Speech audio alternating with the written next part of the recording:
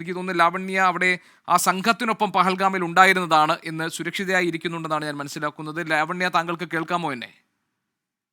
കേൾക്കാൻ പറ്റുന്നുണ്ട്. ലാവണ്യ, എവിടെയാണുള്ളത് താങ്കൾ ഇപ്പോൾ? ഞങ്ങളിപ്പോ പെഹൽഗാമിലാ ഉള്ളത്. ആ, അവിടെ വേറെയും മലയാളി സംഘങ്ങളൊക്കെ ഉണ്ടായിരുന്നു. അവരൊക്കെ താഴത്തേക്ക്, അതായത് ശ്രീനഗറിലേക്ക് വന്നു. നിങ്ങളൊക്കെ സുരക്ഷിതരായി നിൽക്കുകയാണോ? ഞങ്ങള് സൈന്യം ഒരുക്കിയ ഒരു ഇടത്താണോ നിങ്ങൾ നിൽക്കുന്നത്? ഇപ്പോൾ എന്താണ് അവിടുത്തെ അവസ്ഥ? അതറിയാനാണ്. ഞങ്ങള് സേഫ് ആണ്. ആക്ച്വലി ഞങ്ങള് ഒരു 5 മിനിറ്റ്സ് മുമ്പാണ് ഈ സംഭവം അവിടെ നടക്കുന്നത്. ഞങ്ങൾ എത്തുന്നതിന് ഒരു 5 മിനിറ്റ്സ് ബിഫോർ. അപ്പൊ അതിന്റെ സീരിയസ്നെസ് നമുക്ക് അപ്പൊ മനസ്സിലായിട്ടുണ്ടായില്ല. ഇപ്പൊ നമ്മളെ കസിൻസും ന്യൂസൊക്കെ കണ്ടപ്പോഴാണ് നമുക്കിപ്പോഴാണ് ഞങ്ങൾ ടെൻഷനായി തുടങ്ങിയത്. ആ ലാവണ്യ, സമയത്ത് അതായത് ഈ ഞങ്ങൾക്കൊന്നും ബൈസരൻ മനസ്സിലായിട്ടുണ്ടായില്ല. താഴ്വരയിൽ എത്തുന്നതിന് മുൻപാണോ ഇത് സംഭവിക്കുന്നത്? നിങ്ങൾ ബൈസരൻ താഴ്വരയിലേക്ക് പോവുകയായിരുന്നു? ഞങ്ങള് ജസ്റ്റ് ഒരു മാക്സിമം എനിക്ക് തോന്നുന്നു 10 മിനിറ്റ്സ് ആവുമ്പോഴേക്കും നമ്മളവിടെ എത്തുമായിരുന്നു. ഞങ്ങൾ ആ വാലി ടാക്സിയിൽ കേറിക്കൊണ്ടിരുന്ന സമയത്ത് കുറെ ഈ ഹോഴ്സ് റൈഡേഴ്സും ഒരു 10-200 ഹോഴ്സസ് ഒക്കെ ബാക്കിൽ ഭയങ്കര സ്പീഡിൽ റിട്ടേൺ വരുമായിരുന്നു. അപ്പൊ അതിലുള്ളവര് നമ്മളടുത്ത് അവരുടെ ലോക്കൽ ലാംഗ്വേജിൽ അങ്ങോട്ടേക്ക് പോകരുത് പോകരുത് എന്ന് പറയണ്ടായി. പക്ഷെ ഞങ്ങൾക്കത് മനസ്സിലായിട്ടുണ്ടായില്ല. അപ്പൊ ടാക്സി ഡ്രൈവർ പറഞ്ഞു എന്തോ ചെറിയ പ്രശ്നമുണ്ട്, പക്ഷെ അവരുടെ ലാംഗ്വേജിൽ മനസ്സിലാവുന്നില്ല, കുഴപ്പമില്ല, നമുക്ക് മുമ്പോട്ട് പോകാന്ന് പറഞ്ഞു. ഞങ്ങൾ അപ്പോഴും മുമ്പോട്ട് പോകുന്ന സമയത്ത് തിരിച്ചു വരുന്നവര് കൈ കൊണ്ട് പോകണ്ട പോകണ്ടെന്ന് പറഞ്ഞു. പക്ഷെ എന്താ റീസൺ പറയുന്നില്ല. അപ്പൊ ടാക്സി ഡ്രൈവർ പറഞ്ഞു നോർമലി ഇങ്ങനെ പ്രോബ്ലംസ് ഉണ്ടാകാറുണ്ട്, അപ്പൊ ടെൻഷൻ ആവൊന്നും വേണ്ട, നമുക്ക് കുറച്ചും കൂടെ മുമ്പോട്ട് പോകാന്ന് പറഞ്ഞു. പക്ഷെ നമുക്കപ്പോൾ ടെൻഷനായി. ഞങ്ങൾ പറഞ്ഞു വേണ്ട, നമുക്ക് ഇങ്ങനത്തെ റിസ്ക് എടുക്കണ്ട, നമുക്ക് തിരിച്ചു പോകാമെന്ന് പറഞ്ഞു. അപ്പൊ നമ്മൾ വേഗം തിരിക്കുക ചെയ്തത്. അപ്പോഴും ലാവണ്യ, എന്തോ സോൾജേഴ്സ് പ്ലസ് ഈ ടൂറിസ്റ്റ് ആൾക്കാർ തമ്മിൽ എന്തോ ചെറിയ ഇഷ്യൂസ് ഉണ്ടായി എന്നാ പറഞ്ഞത്. പക്ഷെ ഇങ്ങനെയൊന്നും നമ്മളിപ്പോ ഒരു 10-15 മിനിറ്റ് മുമ്പാണ് ഇതെല്ലാം അറിയുന്നത്. നാട്ടിൽ നിന്ന് എല്ലാവരും വിളിക്കുമ്പോഴാണ് നമ്മൾ വേഗം ന്യൂസ് വെച്ച് നോക്കിയപ്പോഴാണ് നമുക്ക് ഈ ഇതറിഞ്ഞത്. അപ്പോഴേക്ക് നമുക്ക് ഭയങ്കര ഇപ്പോഴാണ് ഞങ്ങൾ ടെൻഷനാണ്. ആ സമയത്ത് നമുക്ക് അത്ര എന്തോ ചെറിയൊരു ഇഷ്യൂ നടക്കണമെന്ന് മാത്രമേ മനസ്സിലായിട്ടുണ്ടായുള്ളൂ. ഇപ്പൊ ലാവണ്യ, നമ്മളെല്ലാരും കേരളത്തില് പാനിക്കാണ്. കണ്ണൂരാണോ കാസർഗോഡോ ആണോ നിങ്ങൾ? കണ്ണൂരാണ്. കണ്ണൂരാണ്. ശരി, കണ്ണൂർ എവിടെ? ആ കണ്ണൂര് SN പാർക്കാണ്. അപ്പോ ആക്ച്വലി എനിക്കൊരു ടെക്സ്റ്റൈൽ ഷോറൂം ഉണ്ട്. അപ്പൊ ഞാൻ രണ്ടും കൂടെ ടെക്സ്റ്റൈലിലേക്കുള്ള പർച്ചേസിങ്ങും പ്ലസ് ഒരു ഫാമിലി ട്രിപ്പും കൂടെ പ്ലാൻ ചെയ്തിട്ടാ വന്നത്. നിങ്ങൾ അപ്പോ ഏതെങ്കിലും ഒരു ഈ ടൂറിസ്റ്റ് ഓപ്പറേറ്റർ കൊണ്ടുവന്നാണോ, അതോ നിങ്ങൾ കുടുംബം അല്ലല്ല, തീരുമാനിച്ചു വന്നതാണോ? ഞങ്ങൾ സ്വന്തം തീരുമാനിച്ചു വന്നതാണ്. ഫാമിലി ഉണ്ട്, ഹസ്ബൻഡിന്റെ mother in law father in law ഉണ്ട്, ഞങ്ങളെ കസിൻ സിസ്റ്റർ ബ്രദർ, അവരെ 2 കുട്ടികൾ, ഞങ്ങള് ഒരു 11 പേരടങ്ങുന്ന മെമ്പേഴ്സാണ് വന്നത്. ഇപ്പൊ നിങ്ങൾ പഹൽഗാമിലെ ഹോട്ടലിലാണോ സ്റ്റേ? ഹോട്ടലാണ്, റിസോർട്ടിലാണ്. ഞങ്ങള് സാറ്റർഡേ ആണ് ഇവിടെ എത്തിയത്. അപ്പൊ 2 ദിവസം നമ്മള് സോൻമാർഗ്, ശ്രീനഗർ, ഗുൽമാർഗ് ഒക്കെ വിസിറ്റ് ചെയ്തു.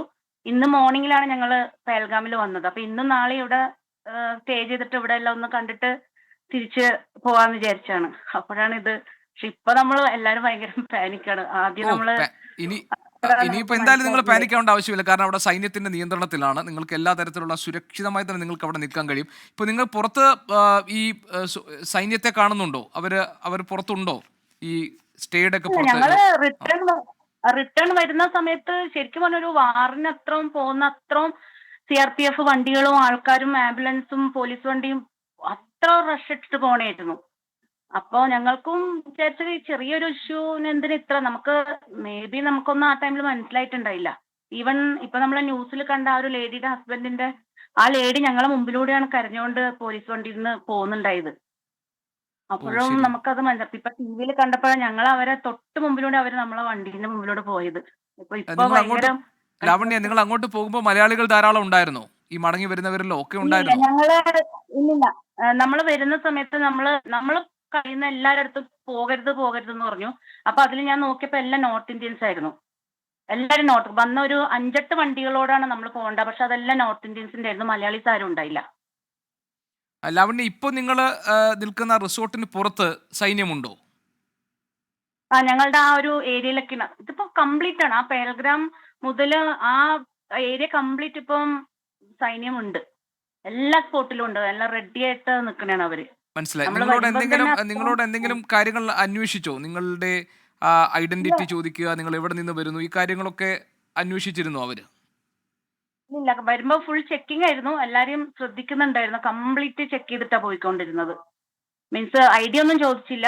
കാരണം മൊത്തം എല്ലാരും എനിക്ക് തോന്നുന്നു മേ ബി പാനിക്കാൻ തോന്നുന്നു. എന്താ സംഭവം? കാരണം ഞങ്ങൾ ഇറങ്ങി വന്നിട്ടും ഒന്നും ഇപ്പൊ നമുക്ക് ഭയങ്കര ടെൻഷൻ.